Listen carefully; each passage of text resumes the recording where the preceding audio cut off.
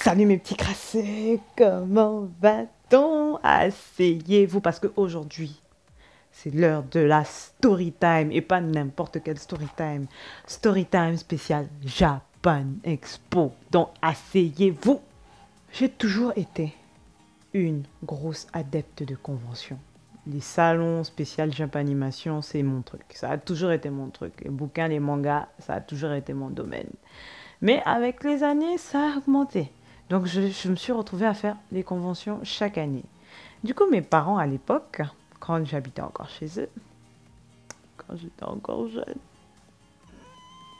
ils ont flairé le moyen de pression, tu sens ou pas? De toute façon, c'était devenu l'excuse ultime. Dès qu'il y avait un truc, tu tousses de travers, pas de convention. Puis un jour, le pater est tombé sur un manga salade tomate oignon, mais genre caliente, genre un peu caliente, où les vêtements, enfin, on voyait plus souvent les personnages sans vêtements qu'avec vêtements. Mais c'était un shoujo, c'était pas un truc hentai ou Dieu seul sait quoi. Hentai, porno, shoujo, avec les gens qui s'en vont en l'air un peu, mais bon, histoire d'amour quoi, voilà, whatever. Donc, il est tombé sur un manga un peu caliente, et à partir de là, pour lui, manga était égal pour nous. Voilà. Bon, ok, ça s'envoyait en l'air à tout bout de champ. Mais l'histoire était des barres, tu vois. C'était sympa. Pour ma défense, au moment où j'ai acheté ce manga et au moment où mon père est tombé dessus, j'avais déjà 20 ans passés. Oui, j'avais mon bac, j'étais à la fac. Donc oui, effectivement. Mais bon, ça reste le pater blédard, donc faut faire gaffe, tu vois. Il y a des terrains, voilà, faut pas tester. Alors, ils étaient en pleine hésitation entre nous tuer ou nous envoyer au bled. Fin de plante à fin, on m'a interdit toute convention parce que, je cite, « De toutes les façons, toute personne qui se rend aux conventions de Japanimation sont soit des drogués, soit des prostituées. » Même si, techniquement, on est tous des drogués, mais on est des drogués de bouquins, de lecture, de musique, de cosplay. Cette année donc du coup en question, je n'étais pas supposée aller en convention. Je vous laisse imaginer la mission que je me suis tapée parce qu'il était hors de question que je n'aille pas en convention. Attends, j'ai économisé pendant toute l'année, je n'ai fait aucun shopping, je n'ai participé à aucune soirée, à aucune fête, aucune dépense pour pouvoir aller à ma convention, pour pouvoir m'acheter mon quota de manga, de figurines et rencontrer mes auteurs favoris. Et t'as cru que j'allais pas y aller? Seriously? Listen. J'ai donc tout préparé. Je m'étais entendue avec une copine qui, d'habitude, allait en convention avec moi. Je lui ai dit, écoute, je viendrai très tôt le matin récupérer mes affaires. Donc, je lui ai ramené la veille une valise avec mes costumes pour la Japan Expo. Parce que oui, pendant la Japan Expo, je fais des cosplays. Donc, je lui ai ramené mes costumes pour la Japan Expo. Et chaque matin, en fait, j'allais chez elle me changer. Et à mes parents, je dis que je faisais du babysitting. Je ne sais même plus comment j'ai fait pour avoir de l'argent, pour bien leur montrer que j'avais gagné de l'argent. Enfin bref, j'avais fait un business en parallèle à la Japan Expo, mais là n'est pas le sujet. Donc, le matin, je me levais, j'allais chez ma copine, chez qui j'allais, je me préparais, je me maquillais, je m'habillais, et ensemble, on prenait les transports pour aller jusqu'à la Japan Expo, puis on rentrait ensemble un petit peu plus tôt, avant la fin du salon, pour que je puisse retourner chez elle, me changer, remettre mes vêtements, me démaquiller, reprendre mes affaires, et repartir chez mes parents en ayant laissé le costume du lendemain. Ok?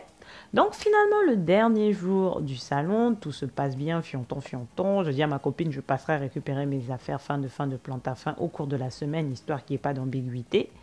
Elle me dit, ok, il n'y a pas de souci. Elle dépose le dossier, ta. Moi, je prends mes claques, je rentre à la maison. Et là, dimanche, sur le journal télévisé, je ne sais plus de quelle chaîne, si c'était TF1 ou France 2, je ne sais plus. Bref, une des chaînes télévisées a bien évidemment fait un petit reportage sur la Japan Expo. Nous étions donc là, posés au KLM, la bouffe devant nous, en train de manger en regardant le journal télévisé. Sauf que moi, ce que je n'avais pas anticipé, c'était que le journaliste était effectivement à la convention, au milieu de la convention. Et pendant qu'il parle et qu'on voit des cosplayers passer à gauche, à droite, qui est-ce que je vois traverser l'écran de gauche à droite, tranquillement, déguisé en reine gothique? C'est Bibi, avec ma poto. Donc là, il n'y avait aucune ambiguïté. À ce moment-là, on est au stade de la décomposition interne.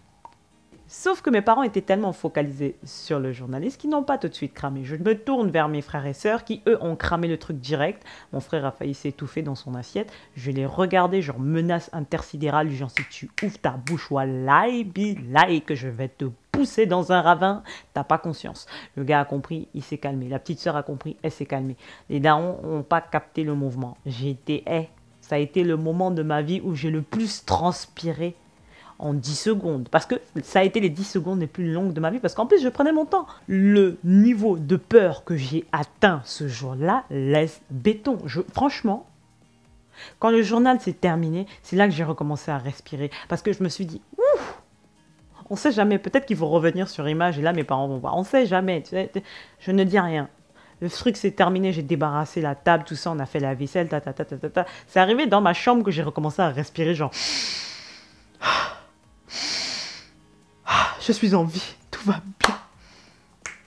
Bref, mes petits crasseux, j'espère que vous, ça va comme toujours et que cette vidéo vous aura plu. Pour ceux qui ont déjà fait une Japan Expo, qu'est-ce que vous en pensez? Qu'est-ce que vous aimez faire quand vous y allez? Est-ce que vous y allez pour les dédicaces? Est-ce que vous y allez pour les concerts? Est-ce qu'il y a des artistes du coup que vous suivez qui viennent régulièrement à la Japan Expo? Est-ce que vous y allez pour des exposants? Pour des créateurs, enfin bref, pour des défilés cosplay, n'hésitez pas à me donner des petites informations. J'attends avec impatience vos retours. En tout cas, quoi qu'il arrive, moi, je suis avec vous par le lien capillaire. On est ensemble. Que la crasse vous accompagne.